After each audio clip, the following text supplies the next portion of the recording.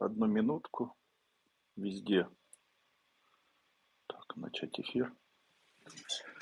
Меня зовут Андрей Андреевич Дуйко. Я выхожу в эфир. Сегодня будет у нас лекция «Ответы на вопросы». Сейчас я прямо начну читать. Здоровым быть легко поможет вам Дуйко. В случае, если вы смотрите меня в YouTube, обязательно поставьте сейчас плюсики. Видно и слышно. И начнем. Итак, вебинары на тибетской формуле. Итак, прямо сегодня и прямо сейчас у нас в нашей компании «Тибетская формула» проходит акция, которая называется «Акция минус 18% к дню влюбленных». Поэтому прошу вас, приходите и смотрите на акцию. Итак, Любовь Нижемчук. Здравствуйте, Андрей Андреевич. Чем можно вылечить правое колено с диагнозом признаки горнартроза? Преобладают медиально бедренно, наверное, большеберцовой области и еще странная боль слева на спине возле позвоночника. Да, это эродирующая боль, она так и проявляется, скорее всего. У вас появляется гонартроз, это сложное заболевание, связано оно с повреждением суставного хряща. С чем это связано? Как правило, это может быть связано ну, как правило, это генетическое, по моему мнению. Это может быть, когда-то ударили, может быть,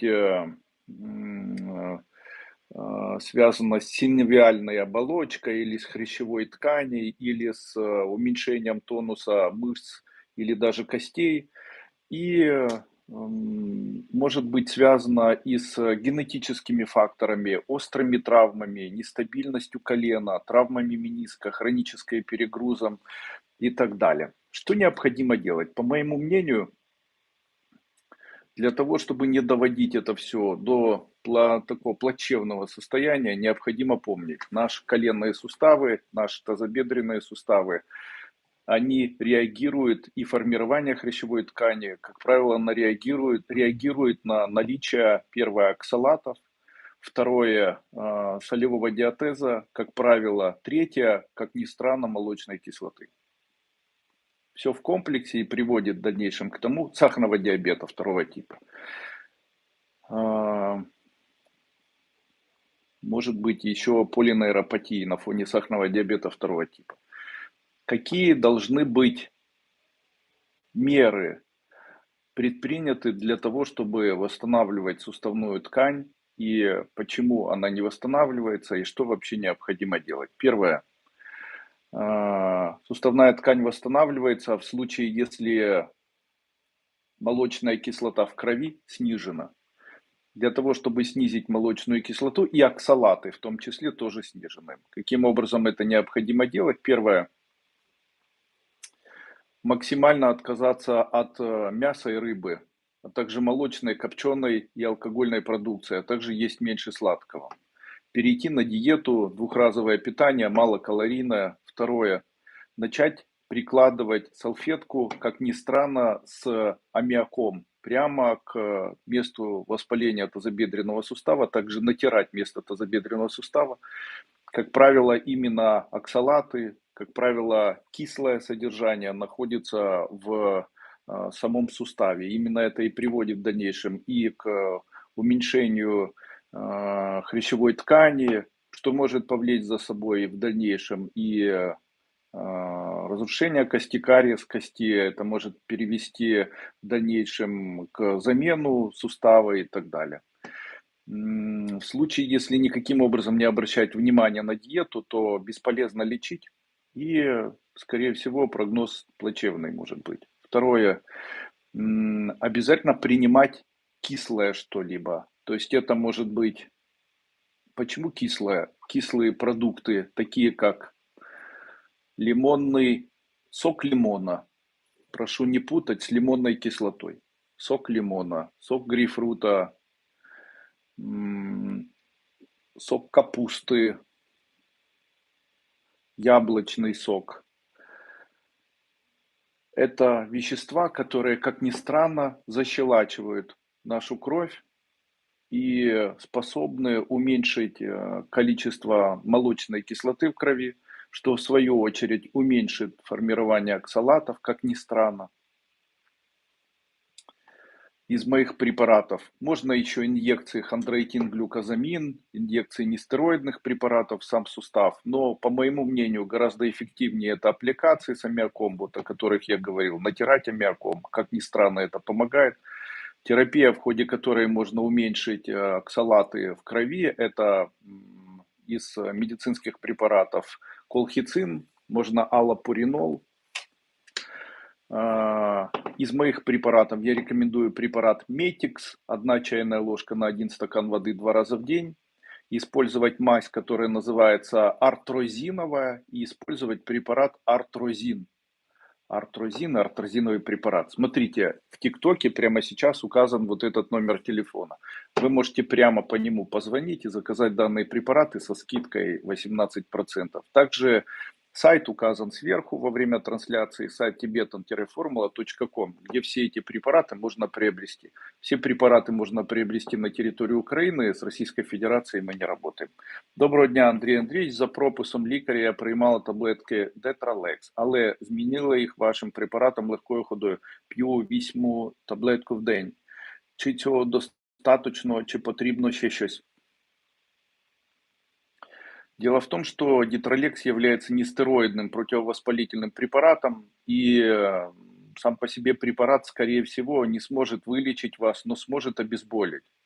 А вот что принимать в ходе лечения вашего заболевания?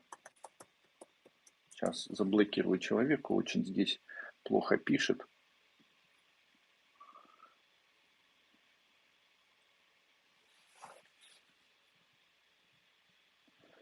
Detralex это ангиопротектор, венотоничный ангиопротектор. Уменьшает растяжение вен, веностаз, увеличивает микроциркуляцию, снижает проникновение капилляров, увеличивает резистентность капилляров. Какие препараты я рекомендую принимать? Принимайте мой препарат, называется Рутин. Используйте мазь вариковазиновую. Принимайте препарат Кахода. Всегда нужно помнить, что в случае, если у человека закрыт желчный пузырь, то в дальнейшем у него, как ни странно, могут появляться заболевания вен. Именно поэтому, по моему мнению, необходимо обратить внимание на проходимость желчных протоков и принимать для того, чтобы желчные протоки лучше функционировали и работали лучше, чтобы не развивалось заболевание дискинезия желчных протоков или не появлялось заболевание эзофагиальный рефлюкс. Необходимо принимать препараты, можно горечи любые, можно препараты, можно принимать продукты, которые стимулируют выход желчи. Это продукты такие, настой шиповника, холосас. Это просто шиповник заваренный, 1 стакан на стакан горячей воды, принимать по стакану 1-2 раза в день. Это в случае, если нет аллергии на грейпфрут и сок грейпфрута, четверть стакана или там 2 дольки на протяжении дня 2-3 раза в день. Из таких препаратов рекомендую препараты с ярко выраженным желчегонным действием в моей компании. Это препарат Лунглин. Все. Почему-то заблокировали трансляцию. Ну что ж. Флагом в руки.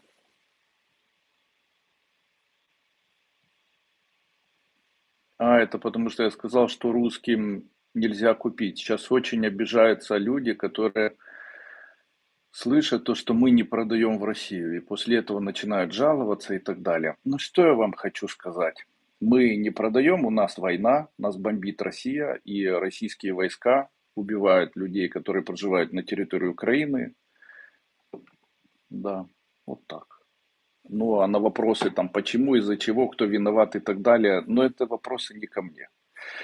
Ваши препараты помогли нашей дочери. Сейчас это совсем другой человек. На одном из вебинаров по ТФ вы рассказали о мужчине, которому помог ЕМА стать психически нормальным. Может, и нашей дочери он поможет, а может, и еще что-то вы считаете нужно в ее случае попринимать. Не хочет действовать наобум. Спасибо огромное за все добро, что вы делаете людям. Я считаю, что для вашего ребенка сейчас правильно попринимать препарат, связанный с щитовидной железой. Это препарат Йодикс.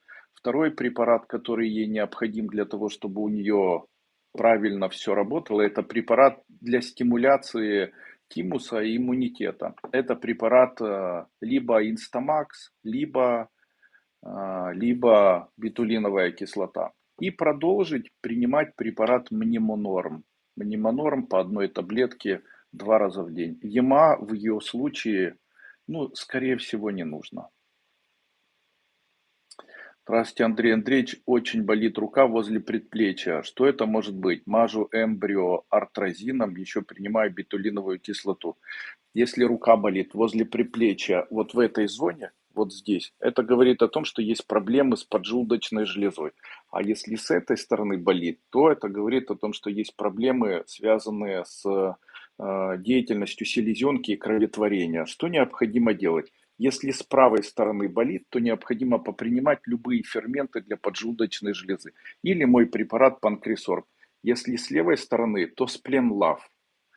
Также обычный массаж этих долей, которые болят, может помочь. Скорее всего, это связано как раз с внутренними органами более, чем с проявлениями внешними.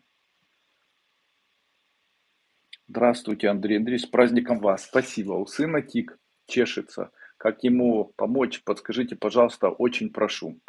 Для того, чтобы не чесалось и для того, чтобы не было тика, необходимо знать, что это такое. Это происходят процессы демиелинизации миелиновых покрытий нервных тканей и электрический ток пробивает. Что для этого необходимо? Для того, чтобы восстановить это все. Необходим коллаген, он продается у нас в порошке, также продается в таблетках, препарат лизоцим и препарат СТ-нервы.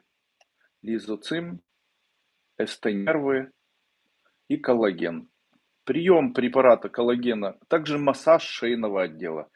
Андрей Андреевич, помогите, очень большие шумы в ушах. Еще раз показываю упражнение, которое способно убрать ваш шум в ушах, и привести вас к тому, чтобы его больше не было. Данное упражнение можно выполнять в вечернее время, его очень легко выполнять, и оно очень эффективное. Также напишите, кто уже слышал об этом упражнении и применял его. Смотрите, для того, чтобы убрать у человека заболевание шум в ушах, какой бы этиологии оно ни было, применяйте мое упражнение 1 или 2 раза в день, используйте или делайте его, или выполняйте его 1-2 минуты на протяжении одного раза. Делайте 2-3 раза. Каким образом необходимо данное упражнение выполнять? Человек должен повернуть в левую сторону свою голову, при этом поднять голову вверх максимум и досчитать до 10. Раз, два, три, 4, 5, 6, 7, 8, 9, 10. После чего сделать то же самое с другой стороной. Поднять вверх и досчитать до 10. Раз, два, три, 4, 5, 6, 7, 8, 9, 10. Немного отдохнуть, расслабить плечи. Повторить так еще несколько раз. Если выполнять 2 раза в день даже такое упражнение, то буквально через 11-12 дней исчезает шум в ушах и заметно лучше начинаем себя чувствовать. Сейчас, секунду, разденусь все-таки.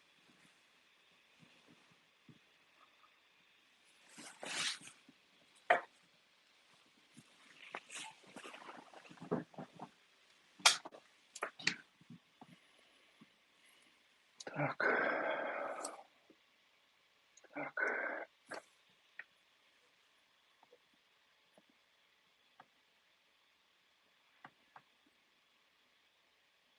Здравствуйте, болею сахарным диабетом первый тип.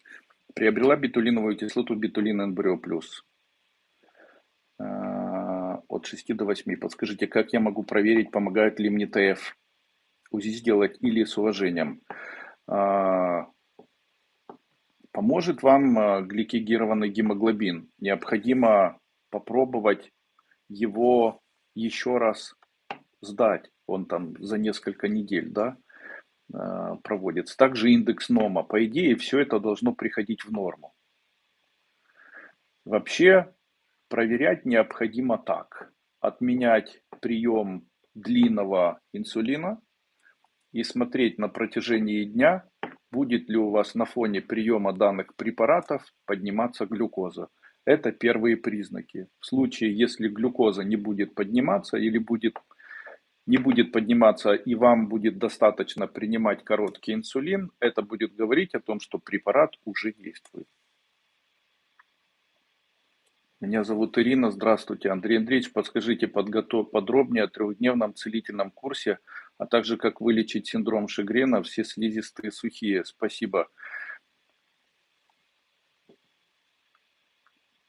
У нас трехдневный целительный курс, он у нас в записи. Этот трехдневный целительный курс называется «Обучение целителей». Я его не провожу, он у меня является инфопродуктом, и я данный инфопродукт уже записал давно.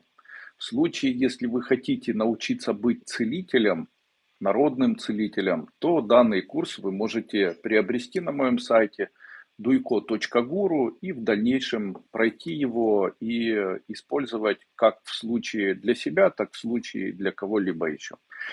Почему считается, в тибетской медицине считается, что у человека пересыхают слизистые оболочки в случае, если у человека очень большое количество ветра или ваты. Ветер и вата являются элементом психическим у человека. Что снижает ветер и что снижает вату? Корни. Какие корни? Валерьяна, растения зверобой, пустырник и применение горьких растений. Я рекомендую использовать мой препарат, который называется Пастовит, по 2 таблетки 2 раза в день. Препарат Магнум Цит или Магний B6 по 1 таблетке 2 раза в день. Также принимать горечи Амарум моей компании, 1 чайная ложка на стакан воды 2 раза в день. И вот таким образом можно еще лизоцим, так как это может иметь другую форму заболевания, лизоцим по 1 таблетке 2 раза в день. Сейчас я уберу телефон, чтобы нам не мешал. Ой.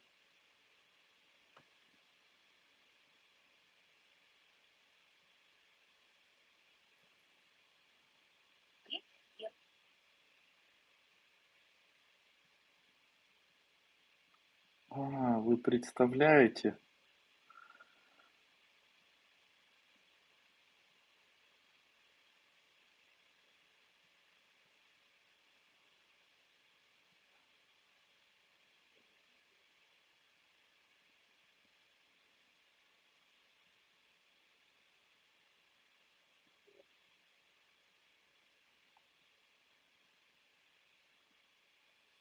ТикТок объяснил, почему он удалил трансляцию, потому что я там указал номер телефона.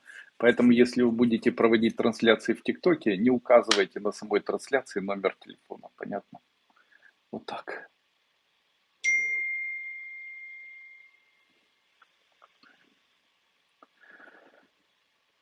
Мира Королева, спасибо вам огромное за все. После 6-й ступени болеем я и сын 2 годика.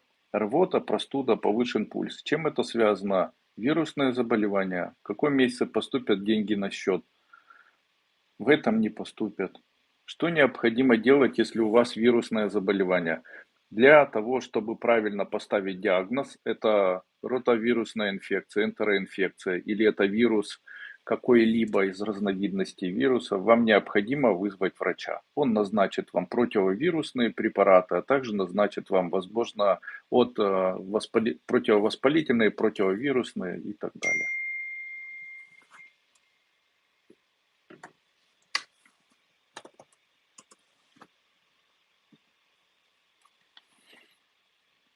Андрей, помогите, пожалуйста, сыну при онкозаболевании. Готовят к операции кишечника, восходящей подвздошной кишки, низкий гемоглобин.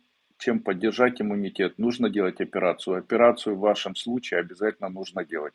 Иммунитет можно поддержать препаратом, который называется бетулиновая кислота. Про бетулиновую кислоту и кверцетин можно прочитать в интернете. Есть ряд работ научных, которые действительно рекомендуют применять бетулиновую кислоту и кверцетин, и лизоцим в том числе, при карциноме во время подготовки и после применять данные препараты. Все в порядке, они синергичны, в том числе и препаратам, которые назначают при химиотерапии, и совершенно безопасны, так как являются экологическими и натуральными.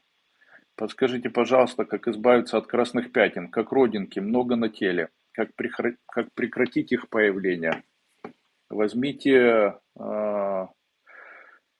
есть мазь такая у меня, она называется Родопи. Вот смазывание этой мазью Родопи уберет их. Почему такие пятна появляются и с чем это связано? Как правило, по моему мнению или по моему наблюдению, это возникает на фоне заболеваний панкреатита.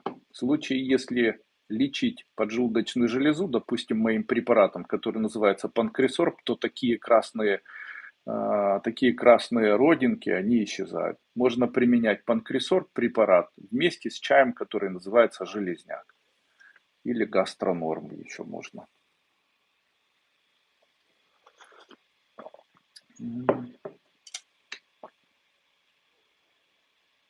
Еще раз хочу сказать, что прямо сегодня вы можете приобрести все препараты на моем сайте tibetan-formula.com со скидкой 18%. Здравствуйте, Андрей Андреевич, подскажите, как избавиться от лишнего веса, таблетки боюсь применять, так как после можно набрать еще больше. И помню ваши слова на программировании НГ. Спасибо огромное заранее.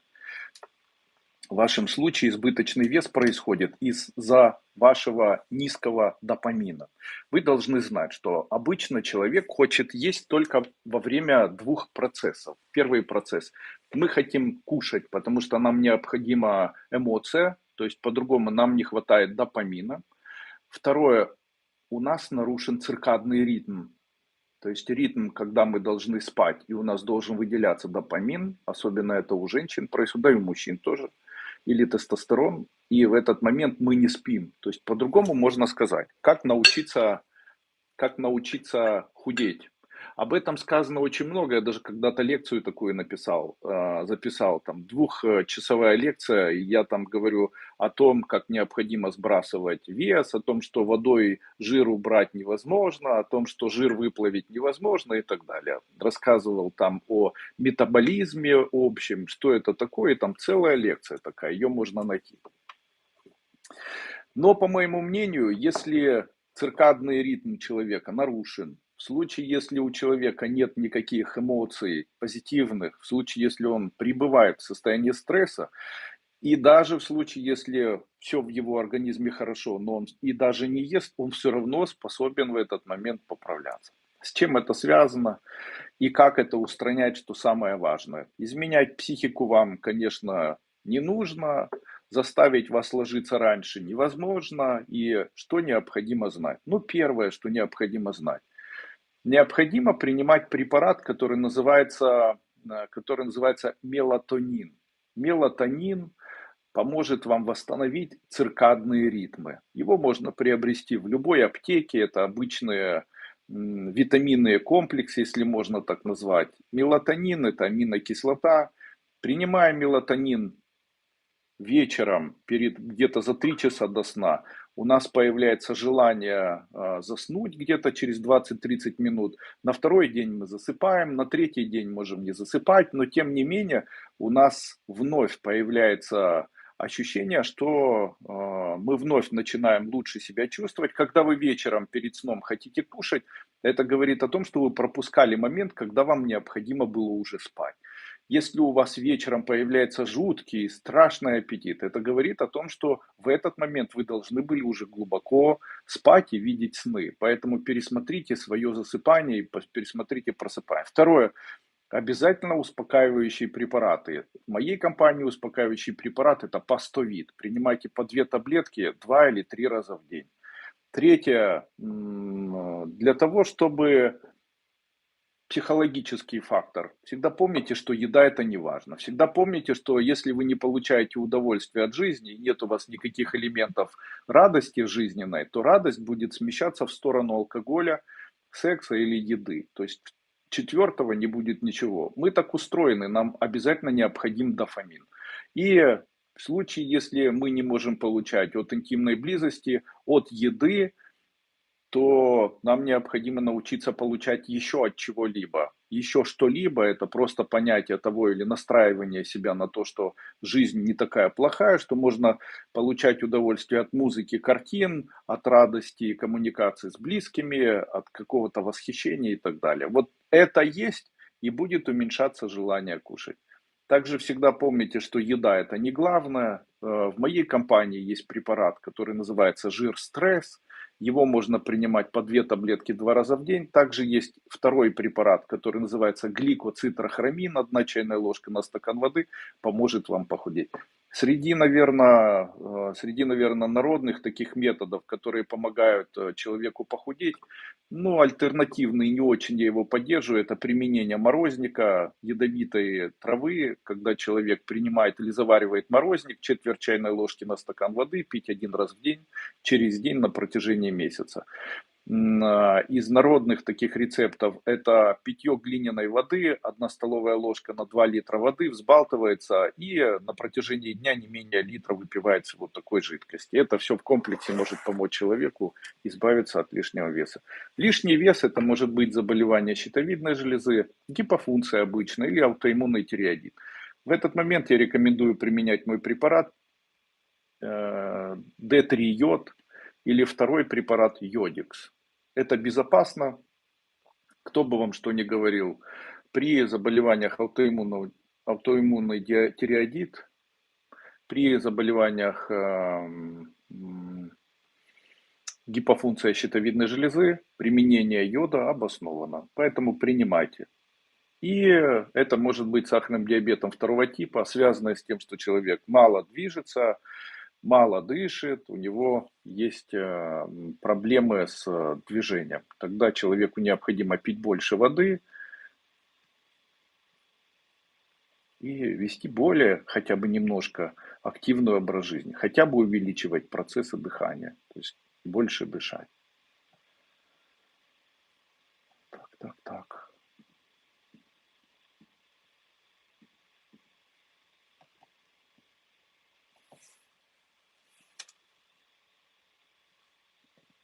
Ольга Боровик. Здравствуйте, Андрей Андреевич, здравствуйте. Расскажите, пожалуйста, еще раз о лечении псориаза. Вы в прошлый раз рассказывали о препарате Карцикс. Его тоже нужно включить в схему лечения псориаза. Я считаю, что в схему лечения псориаза необходимо использовать мазь, которая называется Родопи, и использовать изотоновый бальзам, и использовать в виде лечения бетулиновую кислоту и лизоцим. Бетулиновую кислоту и лизоцим, а карцикс можно не применять. Там я говорил не о карциксе, а говорил о кверцетине. То есть кверцетин и карцикс это разные препараты. Кверцетин 1 таблетка 2 раза в день, бетулиновая кислота 1 таблетка 2 раза в день. Смазывать места поражения псориазом, 1 день смазывать изотоновым бальзамом, 2 день смазывать мазью Родопи.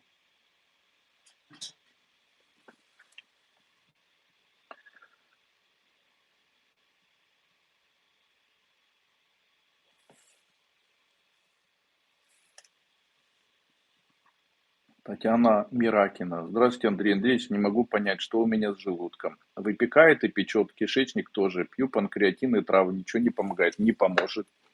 Панкреатин, наоборот, усилит у вас секрецию и увеличит у вас выделение гастрина. И травы тоже. Какие вы травы тоже пьете, тоже мало понятно. Поэтому, что вам сказать? Что необходимо делать? Необходимо обратиться к гастроэнтерологу. Я считаю, что это прямо очень важно. Дело в том, что существуют различные заболевания, гастроэзофагиальный рефлюкс, существует язвенная болезнь желудка, существует гастрит, существует Существует заброс желчи в двенадцатиперстную кишку, существует язва двенадцатиперстной кишки, существуют всевозможные заболевания тонкой кишки и так далее. Одним словом, есть заболевания энтероколи, есть колит. И для того, чтобы поставить правильный диагноз, вот если печет, это изжога, а если изжога, то, скорее всего, это эзофагиальный рефлюкс. Здесь каким путем необходимо идти? В случае, если есть плохой запах изо рта, то это, скорее всего, дуоденоэзофагиальный рефлюкс. Дуоденогастрорефлюкс, вернее. Дуоденогастрорефлюкс без эзо. Это говорит о том, что закрывается желчный пузырь, он находится в тонусе, а потом заброс желчи происходит в гастро, в желудок. Или эзофагиальный рефлюкс. Это в желудке находится неперевариваемое, какое-то количество пищи, фермент гастрин-пепсин выделяется и происходит заброс в пищевод. Таким образом, и одно, и другое заболевание абсолютно разное. В первом случае, когда вбрасывается желчь, то ощущения такие, как будто во рту горечь в корне языка, ощущение, видимо, иногда белый налет такой, больше горькое ощущение во рту, особенно на протяжении дня и ночью, горечи. Для того, чтобы этого не было, необходимо принимать препараты, которые будут стимулировать выведение желчи. Это препарат моей компании Лунглин. И второй препарат моей компании называется он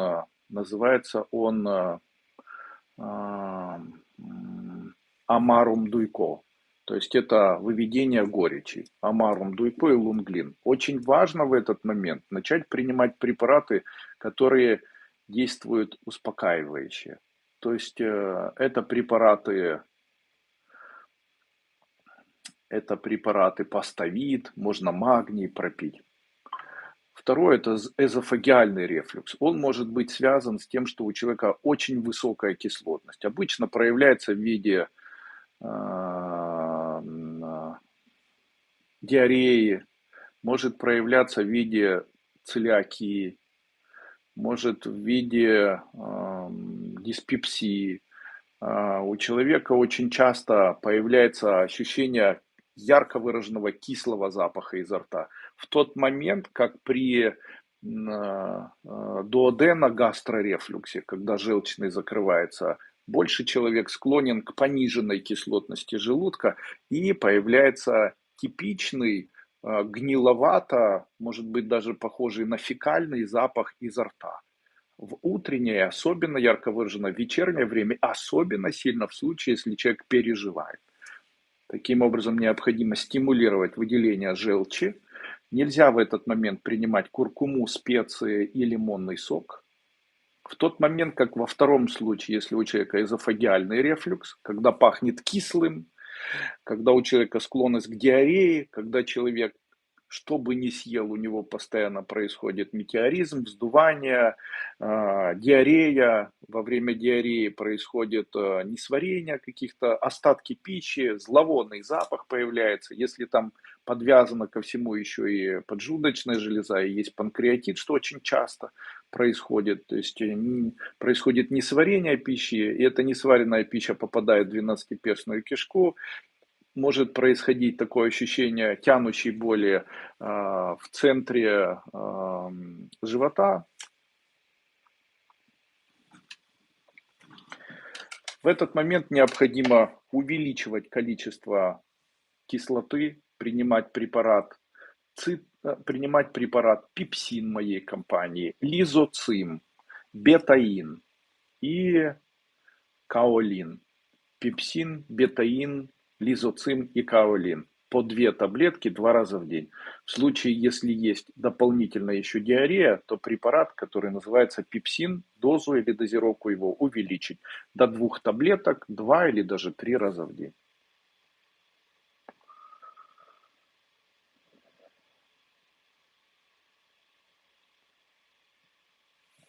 Катерина, здравствуйте. Доброго вечера и прекрасного настроения в такой волшебный праздник. Спасибо. Спасибо большое за СНГ-78. Пусть скоро все встретят самых любимых. Обещаю, что обязательно это произойдет. Каждый человек, у которого есть цель, обязательно находит решение. Бог любит людей. Поэтому, если ваша цель быть с кем-то, поверьте мне, это самое несложное.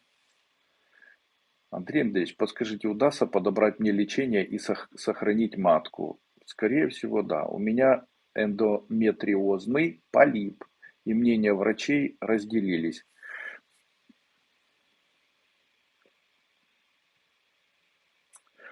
В случае здесь сколько вам лет? Это очень важно просто. Вы собираетесь рожать или нет? Просто, возможно, можно его там удалить. Возможно, нет смысла его полностью с маткой удалять. Но здесь он же может прорастать, знаете. И я понимаю, врачи, они хотят сделать в дальнейшем гистологические исследования. Но мне так кажется, что скорее всего, семью и, возможно, еще родить ребенка. Я считаю, что есть смысл все-таки все же не соглашаться на операцию и все-таки поискать тех врачей, которые могут дать рекомендации, что вот с этим делать. Полип обычно это следствие заболевания папилломавирус или цитомегаловирус. Это все герпевирусное заболевание. И лечить необходимо противовирусными препаратами. Противовирусные препараты моей компании это Германии, 1 столовая ложка на стакан воды 2 раза в день. Препарат ГВИ, 2 таблетки 3 раза в день.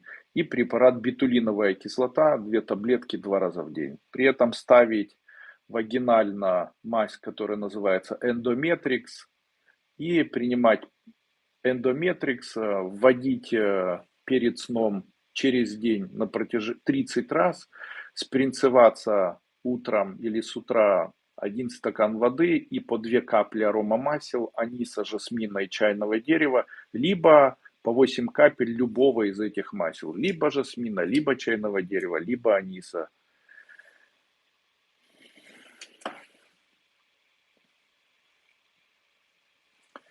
Катерина Фруско. Подскажите, что болит? Температура 37 во второй половине дня. Почему к вечеру плохо себя чувствую, не могу понять, это сердце или спина. Боли между позвоночником и лопаткой с левой стороны.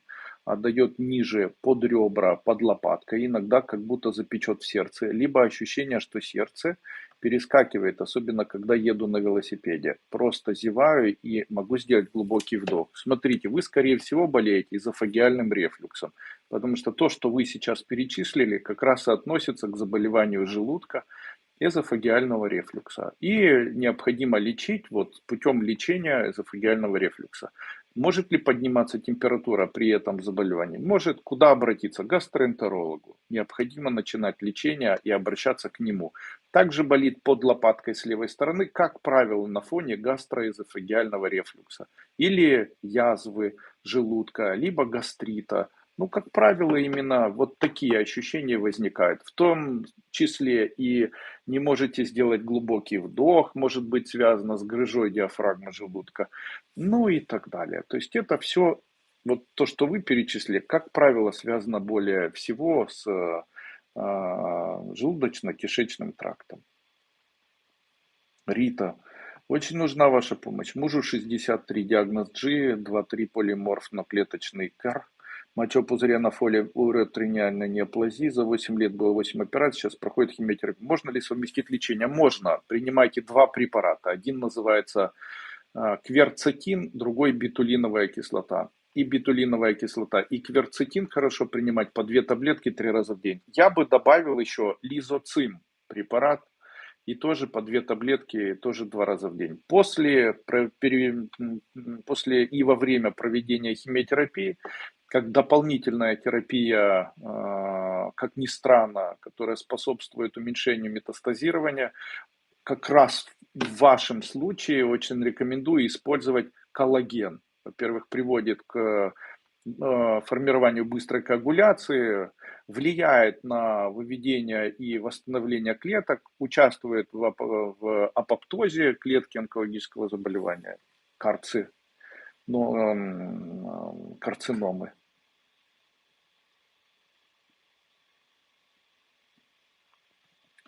Тетяна Рашковська. Здравствуйте, Андрій Андрійович, дуже болить спина. Мені 46, зробила знімки, грижів немає. Займалась гімнастикою, робила масажі. Навіть рекомендували чистити кишківник, але біль вертається. Може, з вашого ТФ мені зможе допомогти. Дуже дякую. Для того, чтобы сказать, почему болит ваша спина, необходимо определить, а где же она болит, в каком отделе. То есть она у вас болит в отделе каком. Вы можете написать? Спасибо за все. Можете, пожалуйста, сказать, что делать с мыслями неприятными состояниями постоянно мучает, что сделал в прошлом ужасные вещи, хотя понимаю, что нет. Спасибо, учитель. То, что вы описываете, называется депрессия или тревожность. Для того, чтобы устранять и депрессию, и тревожность, необходимо, первое, если вы находитесь не в Украине, то найти психиатра, который может назначить вам правильные препараты или антитревожную или противотревожную терапию. Скорее всего, это может быть, возможно, может быть там в зависимости от бессонницы. Если есть бессонница, то там назначит вам квитерон или сироквель или флуоксетин, в общем, какие-либо препараты. То есть это должен делать врач-психиатр. Поверьте мне, сами вы с мыслями не справитесь. Сейчас весна, и у большинства людей развиваются данные заболевания. Это маниакальные формы, это депрессивные формы, это состояние тревожности. Все это необходимо лечить, и это возникает не за один день. И лечить необходимо это не в стационаре, можно в домашних условиях, но назначать это должен профессиональный врач. На сегодняшний день существует около, наверное, 20 видов, 20 лечебных протоколов, которые назначают вот как раз в данных, как у вас, случаях. Если из моих препаратов может облегчить состояние прием препарата Пастовид, по 2 таблетки 3 раза в день, а также прием препарата Апсантин. В случае, если не лечить, может появиться в дальнейшем более глубокая навязчивая идея, которая может перерасти в задачу, могут быть симптомы компульсии, обсессии, автоматизм, судороги, плаксивость и так далее. Зачем оно вам надо? Вибачте, та болить в зоні поясниці та хрестовины хребта, копчиков та тазобедренной кистки. Смотрите, в случае, если болит именно в том отделе, в котором вы сказали, это, как правило, связано с увеличением печени. С увеличением печени, как правило, на фоне сахарного диабета второго типа. Каким образом можно найти сахарный диабет второго типа? Для этого необходимо провести исследование и посмотреть на уровень инсулина. Если он приблизительно, хоть на чуть-чуть выше или максимально приближен к крайней высокой норме, то это говорит о том, что вы, скорее всего, болеете сахарным диабетом. Копчик и поясничный отдел, как правило, болит в 2 случаях. Первое – это увеличенная матка, вторая – увеличенная печень на фоне сахарного диабета второго типа. Может быть, третье еще – это геморроидально болит. То есть первое, второе или третье. Что необходимо делать? В случае, если это сахарный диабет второго типа, пропить препараты метформин или глюкофаж. В случае, если это у вас заболевание печени, то пропить препараты, расторопшу можно пропить. Или если есть сопутствующие заболевания в анамнезе, там заболевание гепатит или заболевание жировой гепатоз печени, то начать работать с жировым гепатозом печени. Можно попринимать мои препараты Тантал, Глунглин, для поджелудочной железы от сахарного диабета Глюконорм по 2 таблетки 2 раза в день. В случае, если геморроидально, использовать мазь Нодикс. Таким образом и развивать это все. Сходить к гинекологу, посмотреть Есть ли месячные сейчас посмотреть, нет ли нарушений месячного цикла. В случае, если есть, то обратиться к гинекологу, посмотреть, почему это происходит. Возможно, это на фоне климакса и так далее. Одним словом, причин может быть несколько.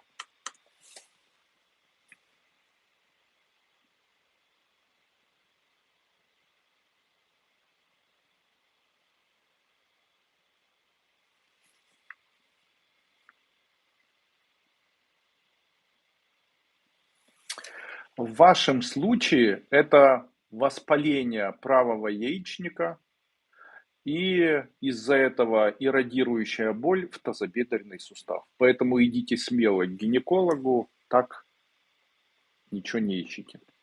Прямо смело к гинекологу. Йодиум и йодселен. Йодиум, вот йодиум вам, Вера Кирендясова.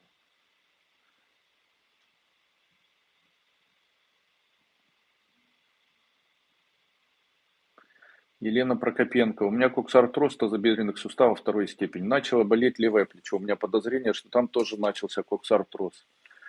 Сегодня я говорил, если коксартроз, прямо начинайте с приема моих препаратов. Один называется артрозиновая мазь, другой артрозин. Препарат так называется. Артрозин по 2 таблетки 3 раза в день, артрозиновая мазь смазывайте. Также натирайте, я не ошибаюсь, натирайте нашатырным спиртом. Также диета с исключением мяса, молочной и рыбной и алкоголя на 6 месяцев. У меня был дядя, генерал, который приехал ко мне и не ходил. Его принесли или занесли, у него артроз во всех суставах. То есть он очень плохо себя чувствовал, уже сидел. Я говорю, вылечить вас несложно. Он говорит, каким образом? Вы должны отказаться от употребления мяса на 6 месяцев. Он говорит, я не могу, я кроме мяса вообще ничего не ем. Я говорю, да, вам придется отказаться от мяса, не есть, не пить алкоголь, отказаться от мяса и рыбы, и вот таким образом попробуем вам помочь. И действительно где-то на протяжении 2 или 3 недель встал, начал лучше себя чувствовать и так далее. И еще, если у человека развивается коксоартроз, он должен знать, что в этот момент ему нельзя ни в коем случае быстро худеть. Почему-то очень часто так бывает, я начал это замечать, что когда человек начинает очень активно и быстро худеть, то у него начинает разрушаться тазобедренный сустав. Почему это происходит? Когда человек очень быстро худеет, у него происходит увеличение кетоновых телец и появляется увеличение ацетона. И вот такой ацетон может неблаготворно воздействовать на сам сустав. Чем его доставать? Необходимо прикладывать салфетки из нашатырного спирта или аммиачные, а также принимать препараты, которые могут устранять оксалаты из моих препаратов. Это Метикс, 1 чайная ложка на стакан воды 2 раза в день.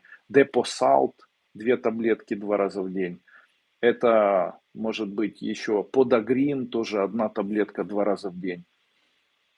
Из народных это сабельник, только аккуратно, потому что сабельник ядовитое растение, можно настойку сабельника купить, там по четверть чайной ложки или там по каплям принимать. Ну, я бы на самом деле не рекомендовал, потому что очень опасное растение, ядовитое.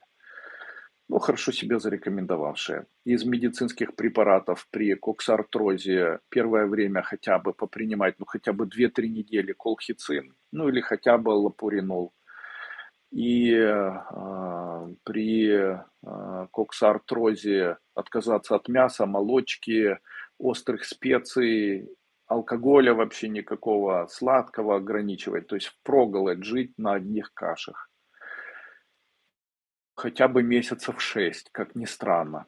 Жиры можно кушать, белки можно принимать в виде, допустим, там орешки, ну, мясо, ну, первое хотя бы месяц мясо вообще нельзя, ни в каком виде. Потом можно на индюшиное мясо, вареное, переходить на вареное. Такие продукты, как майонез, кетчуп, вообще забыть на несколько лет.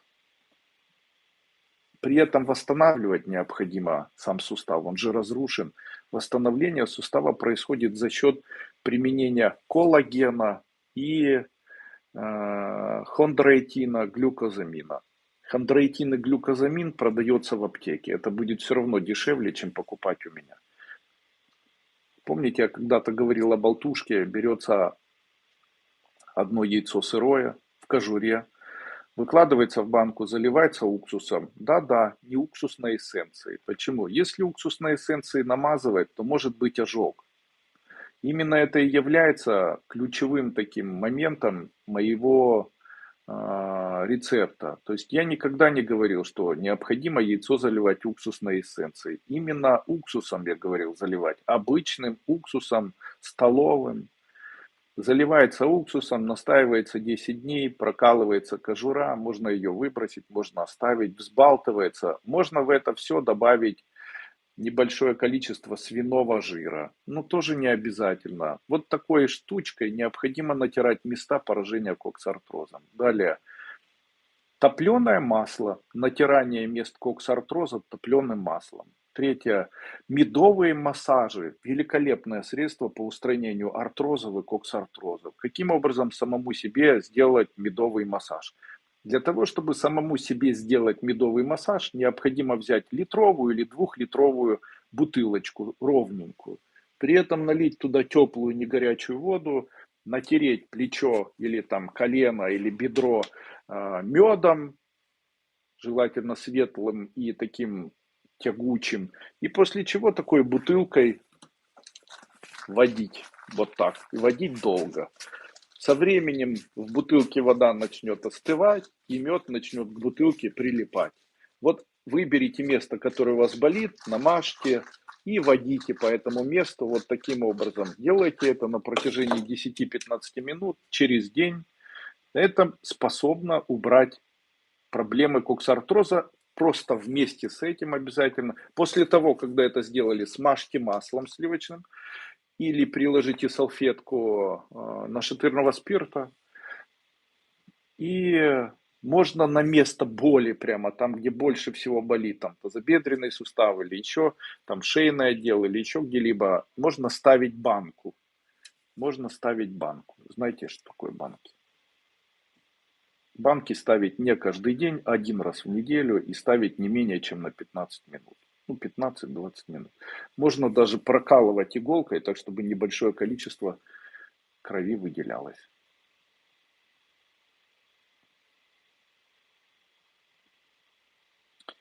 Скажите, пожалуйста, что может быть в последнее время просыпаюсь ночью и утром, а мизинец на левой руке занемевший. Такое было уже дважды. Ущемление корешка позвоночника. Скорее всего, это листоз или это может быть грыжа, или это на фоне каких-либо заболеваний, там сколиоза, или таким образом, что нужно делать? Нужно начать принимать препарат альфа-липоевой кислоты, потому что у него есть способность восстанавливать нервную ткань, и моего препарата эстенервы, у него тоже есть способность восстанавливать нервную ткань. Можно натирать мазью, называется вертебралис, а можно поделать массажи. Массажи. Обычные массажи. Только такие глубокие, болезненные.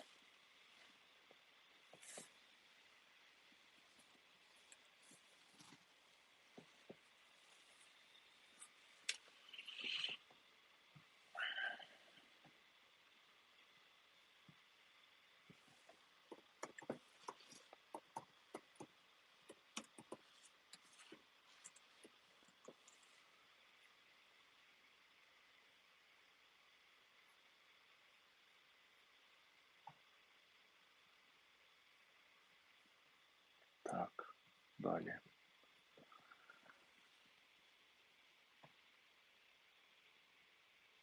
Лена Рудченко. Здравствуйте, Андрей Андреевич. Подскажите, когда появляются гнойнички в паху? Как можно себе помочь? Какие лекарства? С чего начать? И подскажите, второй месяц простуду подхватывает, что можно пропить? Пропейте бетулиновую кислоту по одной таблетке 2 раза в день и не будете болеть простудными заболеваниями. Почему гнойнички? Они могут быть следствием сахарного диабета 2 типа, переохлаждение, может быть эндокринные процессы. Ну, как правило, сахарный диабет второго типа. Дело в том, что гнойнички возникают в тот момент, когда у человека есть переизбыток сладкого. С чем это связано?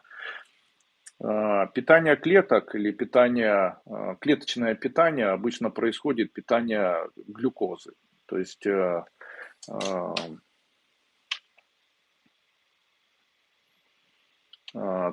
а, глюкоза должна доноситься в клетки, это происходит на фоне лимфатической системы.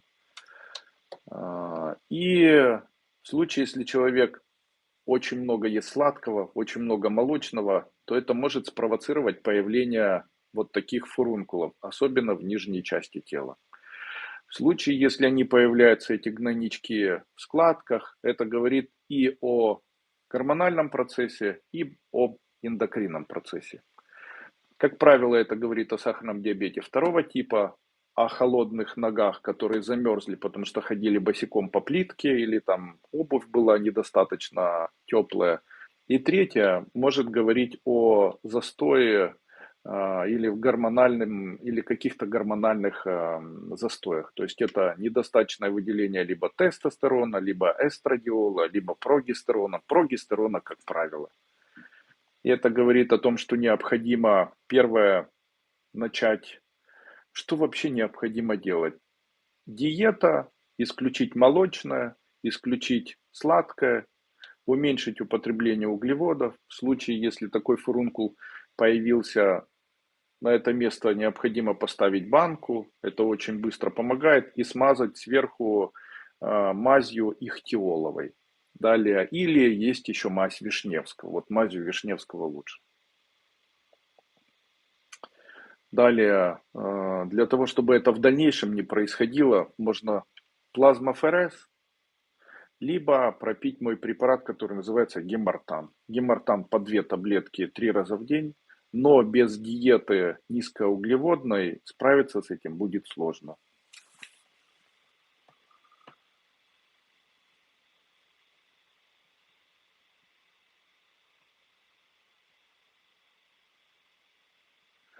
Здравствуйте, Андрей Андреевич. Скажите, пожалуйста, почему мужчина может описаться в постели, что можно сделать? Это называется энурез.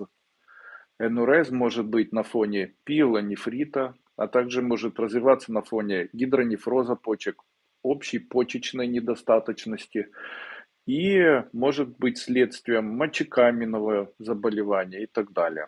Вообще этим должен заниматься нефролог и уролог. И на это необходимо обратить, это может быть следствием цистита еще. И на это необходимо обратить внимание. Также это может быть воспаление мочеточника. Чем это может, как можно это убирать? Даже аденома может приводить к тому, что человек может в ночное время писаться. На фоне того, что вы придете к урологу и проведете исследования, сдадите почечные анализы или проведете почечные исследования или исследования деятельности почек, на фоне проведите исследования у своего мужчины там, урологические, можно начать принимать препарат. Препарат называется энуретин. В моей компании я его продаю. Это экстракты растений золототысячник и зверобой.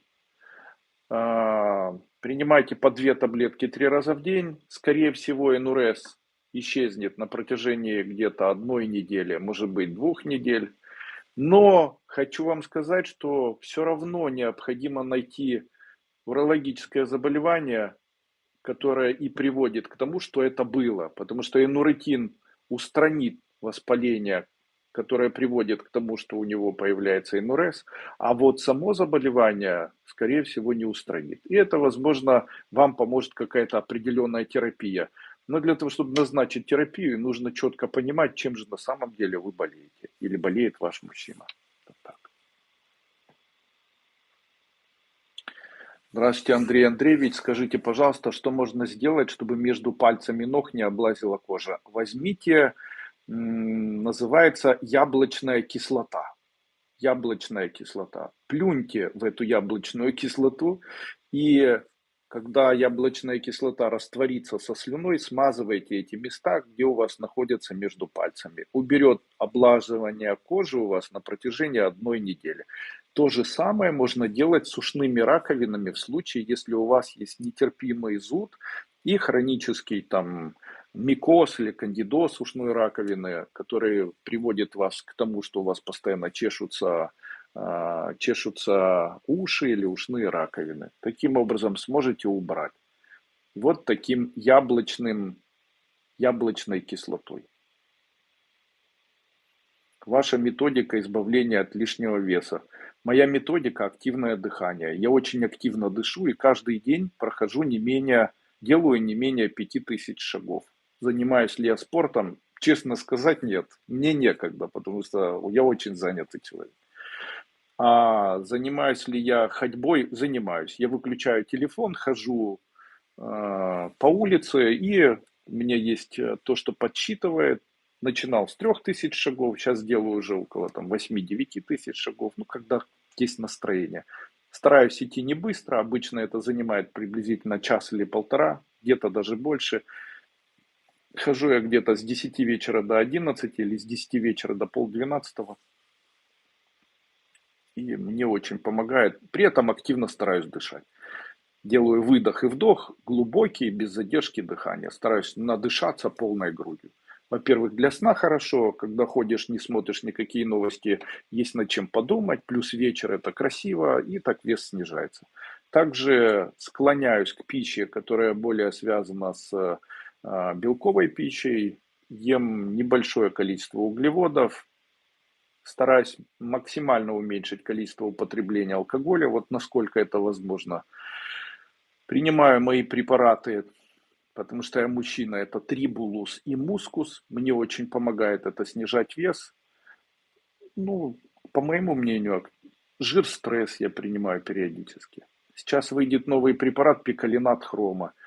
Я его принимаю, но его еще нет в продаже, но мне очень нравится, потому что он прям ярко выраженно убирает вес. Если до этого препараты удерживали вес, то сейчас убирают.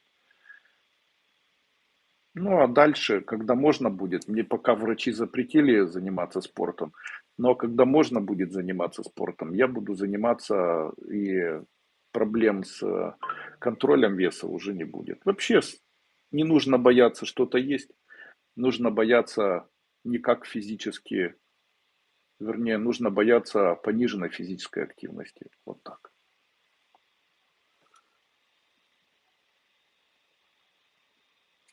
Добрый вечер. У дочери красные высыпания на кистях рук. Подскажите, что делать? Вот такие красные высыпания на кистях рук, это может быть аллергия, холодовая аллергия. Это очень частое явление, я это очень часто вижу.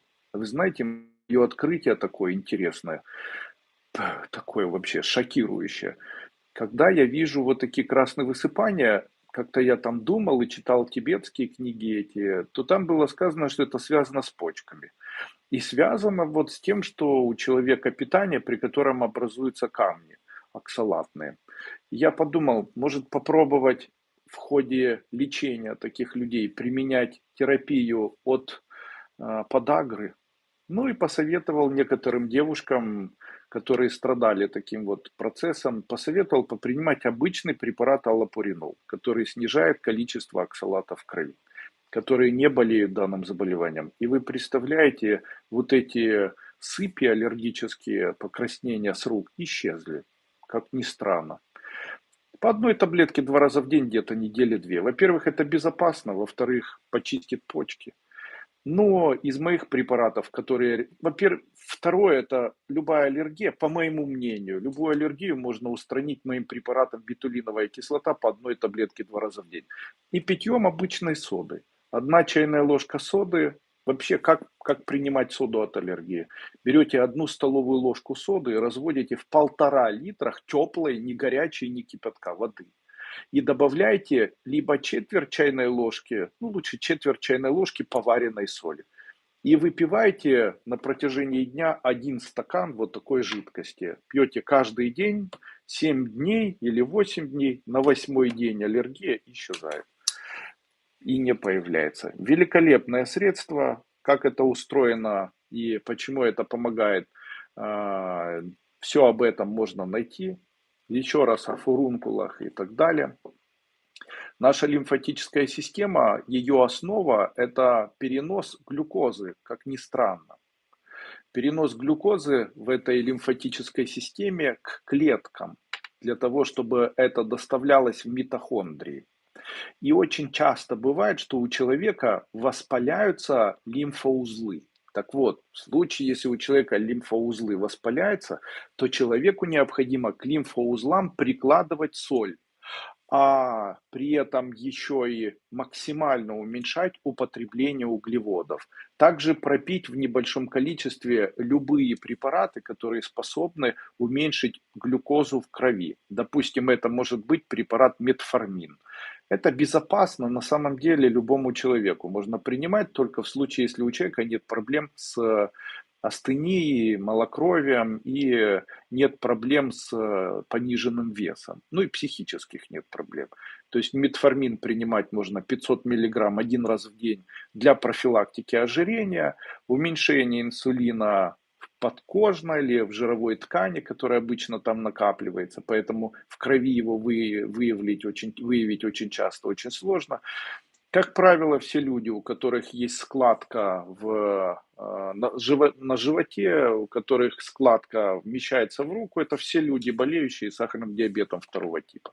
Сахарный диабет второго типа – это и алкоголь, это и глюкоза, и вот спортом чем-либо устранить очень сложно. Обычно это низкие гормоны стимулируют или приводят к тому, что ожирение, генетический фактор может приводить, потому что у людей есть предпосылки болезни сахарным диабетом второго типа, если болели родители когда-либо. И это, конечно, употребление в высоком количестве самых вкусных на свете любимых сладостей. То есть это печеньки, конфеты, вафельки, йогурт сладкий, невозможно отказаться от меда и так далее. Ну и в этот момент поможет нам метформин. А в случае, если это все-таки гормональный жир, такой висцеральный более, то есть подкожный, ну, у женщин обычно внешне он более выделяется, им хорошо метформин, а у мужчин еще и внутренне выделяется и внешне. Так вот, мужчинам ко всему еще необходимо поднимать тестостерон, то есть принимать препараты мускус, которые поднимают тестостерон, трибулус, которые поднимают тестостерон, принимать аминокислоты L-карнитин, это все стимулирует появление белка, и усиливает мышечную структуру, устраняет астению и устраняет такую мышечную ригидность. Ну и вот это все нам необходимо. Алтын Джумашев. Здравствуйте, Андрей Андреевич. Я хочу купить трехдневный семинар целительства. Это трехдневный семинар целительства с мастер-классом, где я объясняю, как подходить, как лечить, как помогать. Вот для того, чтобы понять, как это происходит, можно посмотреть мои видео. Там я говорю, смотрите, сейчас я до 10 досчитаю, перестанет болеть позвоночник. Как я это сделал?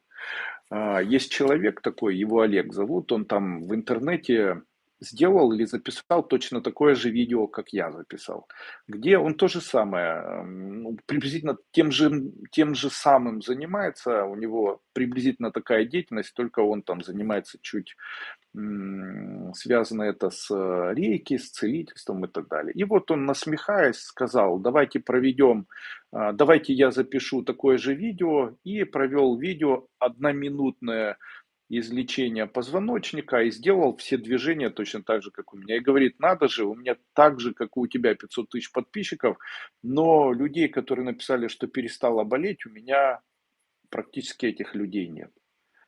Вот тебе скажи, ты их честно, это честно те люди, которые тебя посмотрели, или это ты кого-то нанял, чтобы написали эти комментарии? Так вот, клянусь своим здоровьем и своими близкими, данное видео не было ни одного комментария, чтобы я кого-либо просил, чтобы эти комментарии добавляли. Хотите научиться заниматься тем же самым? Проходите мой семинар, двухдневный семинар с мастер-классом целителей. Он там, по-моему, даже не двухдневный, а трехдневный. И где вы научитесь, где я объясняю, каким образом происходит исцеление людей, почему это получается, почему церковь лечит, почему Кашпировский помогает, что такое гипнотические трансы, каким образом участвует в этом там духовность, душа и тело, как это между собой связано, как лечит руками человек. Если вы делаете все, о чем я там говорю, вот четко, как я говорю, то через 10 дней после окончания семинара пробуйте это с любым человеком, и это 100% помогает, и вы становитесь самым популярным специалистом в этой области и в своей области, где вы проживаете. Поверьте мне, других таких офигенных, как вы, не будет.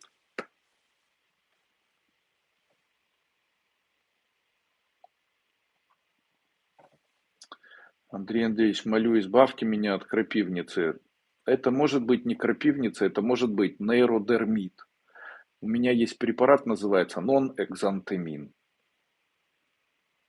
Как избавиться от крапивницы? Народный метод: берете 1 столовая ложка соды, о которой я сегодня говорил, в 1,5 литра воды, четверть чайной ложки соли. Взбалтываете, выпиваете на протяжении дня по чуть-чуть, ну хотя бы литр. Делаете это через день, или можно каждый день по чуть-чуть пить или по чуть-чуть принимать. И уже на протяжении, и обмываться этой жидкостью можно и обмываться. И на протяжении где-то 10 дней это все исчезнет.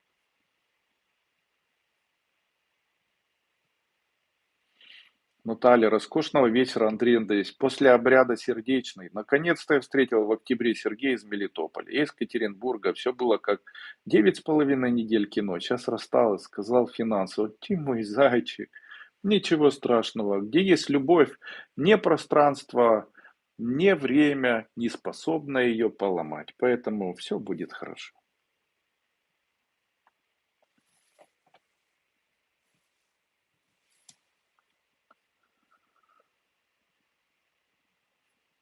Зачем люди насмехаются, не слышал от вас, уважаемых. Ой, послушайте, у каждого своя работа. У детей своя работа, чтобы взрослые на них обращали внимание. У жен, чтобы там на мужей обижаться. У мужчин, чтобы жен раздражать. У незнакомых там, не знаю, ругаться. У бабок на базаре плеваться. У пьяниц там морды бить и ругаться возле пивных ларьков, у наркоманов воровать, у бандитов, у каждого своя работа, это цикл жизни, знаете, каждый себя как-то должен реализовать. Мне все равно, я делаю свою работу, не собираюсь бросать и буду ее делать еще очень долго. Мне не нужно подтверждение. За моими плечами сотни тысяч исцелений, таких, которые шокируют. То есть это там дети с ДЦП, которые не ходили, начали ходить. Десятки есть людей, которые с тяжелейшими эпилепсиями, неизлечимыми, в дальнейшем перестали этим болеть. Писали мне вот такие письма. На моем счету люди, которые избавились от сахарного диабета первого типа, это неизлечимое заболевание. Опять-таки, знаете, кому-то это может помочь, кому-то нет, и дать объяснение, почему это происходит, я, к сожалению, не могу. То есть разные процессы, видимо, есть на этот счет, с чем это связано. Я гипотетически, может быть, подозреваю, но говорю это, кстати, на своем семинаре, трехдневный семинар целительства. Кстати, сейчас на моем сайте Tibetan Formula вы можете перейти и приобрести препараты моей компании с скидкой 18%. Такая же скидка, насколько я помню, есть на моем сайте duiko.guru.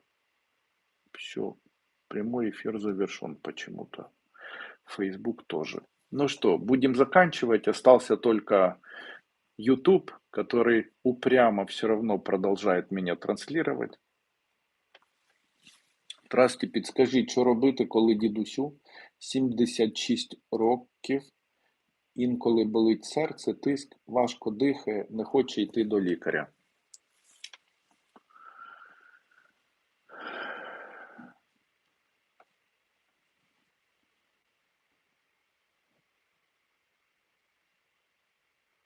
Сделайте вот что. Возьмите настойку пиона аптечную, настойку шиповника аптечную и смешайте их между собой. Вот по 200 грамм. Добавьте туда 1 столовую ложку эвкалипта, настойку спиртовую. Давайте вашему дедушке по 1 чайной ложке на стакан воды 1-2 раза в день. И заметно улучшит его состояние. Есть хорошие растения такие, которые могут помочь с давлением, снижать давление и улучшить общее сердечное состояние. Это пустырник. Хорошее растение, снижает давление. 1 столовая ложка на стакан воды. Растение, которое способно очистить желчный пузырь, почему-то люди его не особо воспринимают, но оно потрясающее. Вообще считается растением молодости. На латинском языке звучит как молодость. И растение называется бессмертник. Услышьте его название бессмертник. То есть оно дает человеку бессмертие? Да, да. Авиценна в каноне лечебной науки писал о том, что бессмертник способен излечить все заболевания, включая смерть. И там он описывал даже случаи лечения бессмертником и зверобоем заболеваний чумы. Хотя, скорее всего, это было не панацея.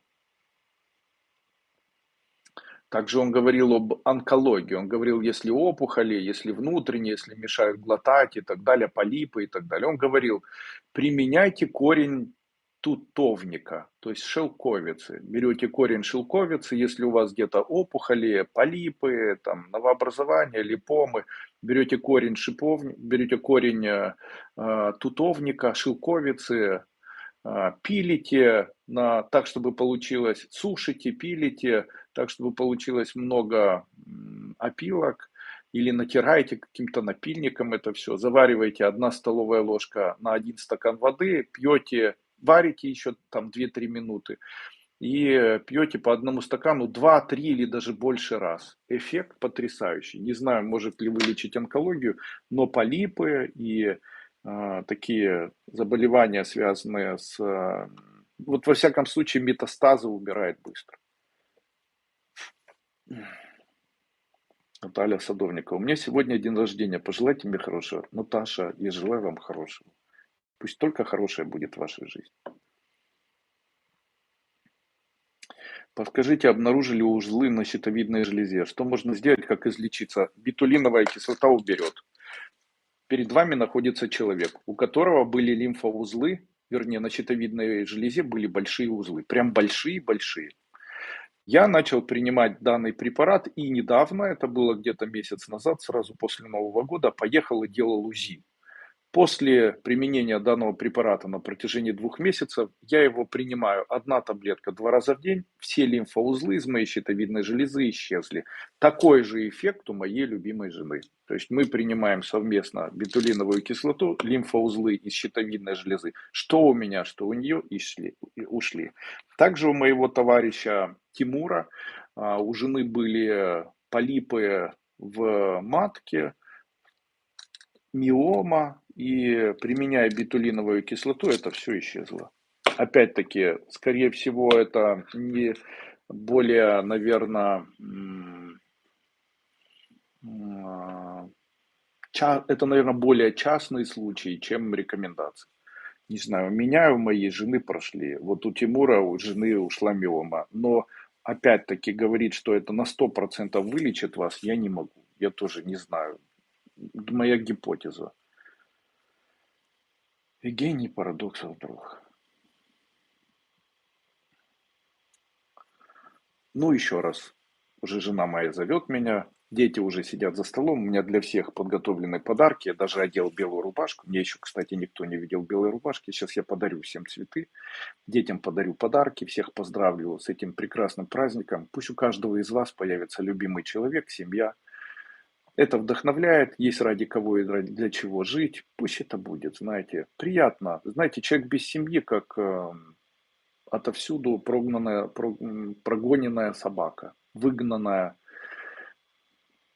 Это как собака, которую отовсюду гонят. А когда есть семья, то есть о ком думать, о ком заботиться. Есть кто-то, кто любит тебя, кто заботится о тебе. Ты всегда нужен кому-либо. Это большое наслаждение иметь семью. Пусть у каждого появится. Ну и есть 3 компонента в жизни, которые необходимы людям. Пусть в этот прекрасный день Дня влюбленных появятся у вас эти 3 компонента. Первое — это здоровье, возможность любить и возможность проявлять о ком-то заботу. Пусть они будут у вас. Веры, надежды вам и любви, господа. До свидания.